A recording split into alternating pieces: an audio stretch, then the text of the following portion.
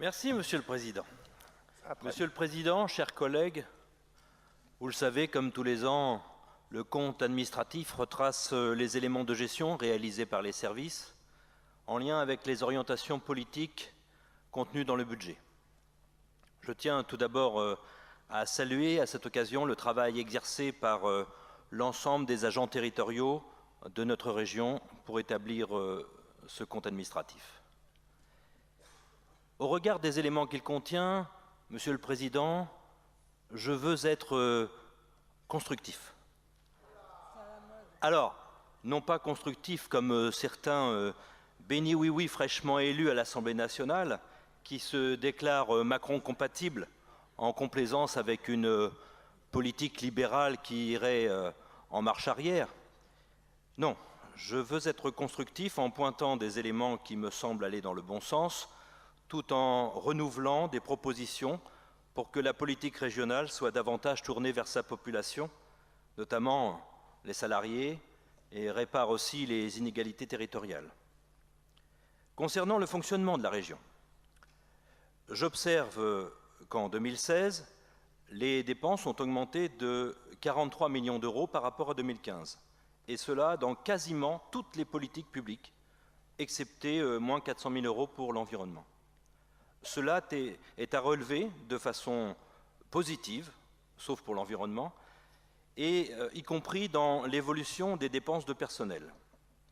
Cela sera-t-il encore possible demain, dans la mesure où le nouveau président Macron veut substituer une cure d'austérité par une autre, c'est-à-dire rompre avec les baisses de dotation pour engager un pacte de réduction des dépenses publiques de 10 milliards d'euros pour les collectivités territoriales, notamment avec la suppression de 70 000 agents, ainsi que la possibilité de ne pas appliquer la revalorisation indiciaire décidée par l'État.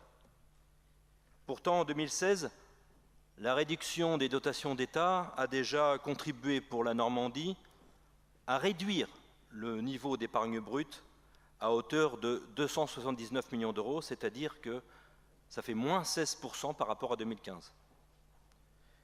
Néanmoins, cela a été dit, le taux d'épargne brute de notre région reste supérieur à celui des autres régions, ce qui doit, à mon sens, et au sens de notre groupe, permettre de consolider, voire de développer encore davantage, à court terme, des soutiens aux jeunes et à leurs établissements de formation, les soutiens au monde de la pêche et de l'agriculture, les soutiens aux PME et leurs salariés, enfin, les soutiens aux filières sanitaires et sociales, j'en passe et d'autres.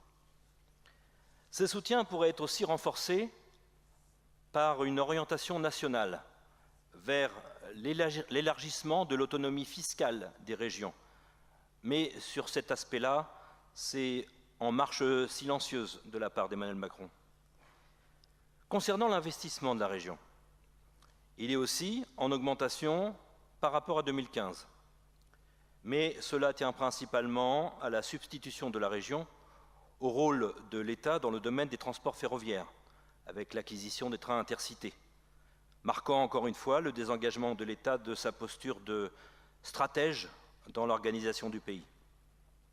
Par contre, la diminution des crédits d'investissement dépensés en 2016 dans le champ de l'enseignement et dans le champ de l'aménagement du territoire est un mauvais signe envoyé dans le domaine éducatif et dans celui du rééquilibrage du territoire en faveur d'une part des villes moyennes et d'autre part des territoires ruraux. Du côté des financements, le recours à des ressources propres à hauteur de 83% est au-dessus des 78% pour les autres régions. Et cela pèse sur la section de fonctionnement. Et ne pas recourir à l'emprunt du tout en 2016 est pour moi une hérésie. Non seulement la capacité des endettements de 1,7 année contre 5,7 pour les autres régions montre que l'on pourrait faire beaucoup plus d'investissements utiles à la vie des Normands, mais en plus, Monsieur le Président, c'est en dessous des objectifs affichés. Pourtant, même Macron lui-même s'est inspiré de mes propos tenus en 2016 dans son programme, je le cite, « Nous bénéficions de conditions exceptionnellement favorables pour investir avec des taux d'intérêt historiquement bas, ce qui signifie que nous ne risquons pas le cercle vicieux de l'endettement. Il est de notre devoir de tirer parti de cette opportunité. » Vous voyez, Monsieur le Président, je peux être constructif.